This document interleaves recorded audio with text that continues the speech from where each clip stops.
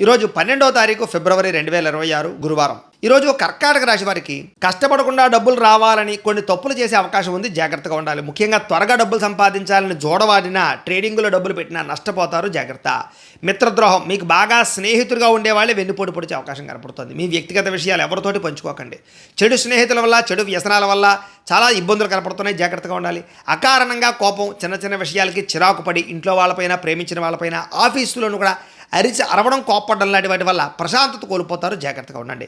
పరస్త్రీ పరపురుష వ్యామోహము, జోదము, కఠినంగా మాట్లాడడం వల్ల నష్టం కనపడుతుంది. ఈరోజు ముఖ్యంగా పరాయి వ్యక్తులపైన ఆకర్షణ లాంటిది, జోదం లాంటివి మీ పరువు తీస్తాయనే విషయాన్ని గుర్తుపెట్టుకోండి. అలాగే మాట కఠినంగా ఉన్న ఇష్టమైన వాళ్ళని దూరం చేసుకుంటారు. చాలా జాగ్రత్తగా ఉండాలి. కఠినంగా మాత్రం మాట్లాడకూడదు.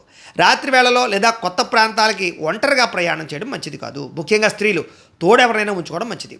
అప్పులు పెరిగే అవకాశం బాగా కనపడుతోంది. ముఖ్యంగా ఆదాయం తక్కువగా ఉన్న విలాసాల కోసం అప్పు చేస్తే భవిష్యత్తులో తీర్చలేక ఇబ్బంది పడుతుంటారు. జాగ్రత్తగా ఉండాలి. సమయస్ఫూర్తిగా మాట్లాడతారు. సమస్య వచ్చినప్పుడు కంగారు పడకుండా ఉండాలి. చాలా తెలివిగా మాట్లాడాలి. అప్పుడే మీరు ఆ సమస్య నుంచి మీరు బయటపడతారనే విషయం గుర్తుంచుకోండి. మిమ్మల్ని ప్రాణం కంటే ఎక్కువగా ప్రేమించే వారిపైనే అకారణంగా కోపాన్ని చూపిస్తారు.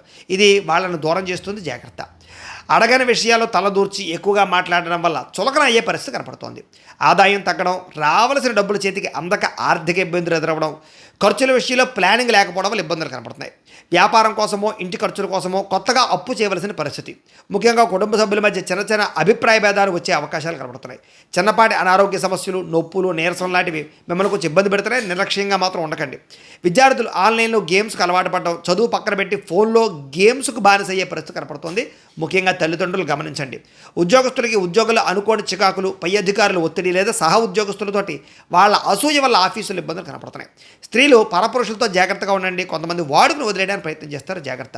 వ్యాపారస్తులకు వ్యాపారంలో వచ్చే రాబడి దృష్టిలో పెట్టుకుని ఖర్చు పెట్టే ప్రయత్నం చేయండి.